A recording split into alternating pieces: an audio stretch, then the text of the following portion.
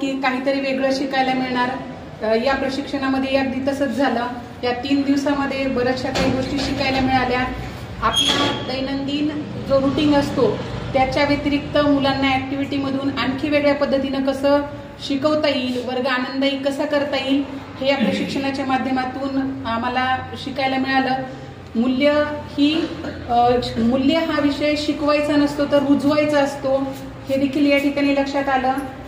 त्याचबरोबर आमच्या कुलाला जे कुलप्रमुख भेटले होते, धोंडगे सर, काजी सर आणि कांबळे सर यांनी अतिशय उत्कृष्ट पद्धतीनं जे कंटेंट होते ते आमच्यापर्यंत पोहोचवले। आमच्या सर्वांचा सक्रिय सहभाग घेतला, प्रत्येकाला बोलतं केलं। जे आपल्याला इथं बोलतं करतात हे शिक्षकच शाळेवर जाऊन प्रत्येक मुलाला बोलतं करणार आहेत, त्यासाठी ते आम्हाला खूप गरजेचं होतं आणि गरजेचं असणार देखील आहे।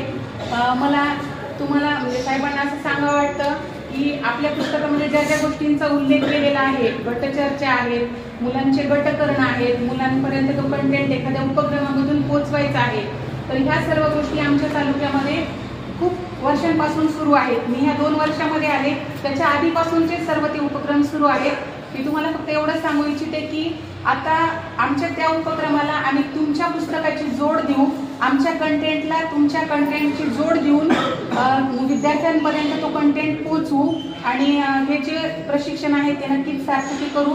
मला आणखी एक गोष्ट सांगायला आवडेल, म्हणजे मी करते म्हणून मला सांगायला आवडेल, ह्या प्रशिक्षणाला येण्यापूर्वी जेव्हा पुस्तकं उपलब्ध झाले होते तेव्हा ते पुस्तक वाचल्यानंतर त्याच्यामधली जी गीतं आहेत ते प्रत्यक्ष कृतीतून मी माझ्या शाळेवर पण मुलांना घेतलेले आहेत आणि त्यांचे व्हिडिओ वगैरे पण मी बनवलेले आहेत। एकंदरीत प्रशिक्षण खूप छान झालं आणि साहेबांनी जी सोय केली होती, म्हणजे जेवणाची असेल किंवा बैठक व्यवस्था असेल किंवा आम्हाला वाटणारी जी लेडीजसाठी सुरक्षितता, त्या सर्व गोष्टी एकदम उल्लेखनीय होत्या।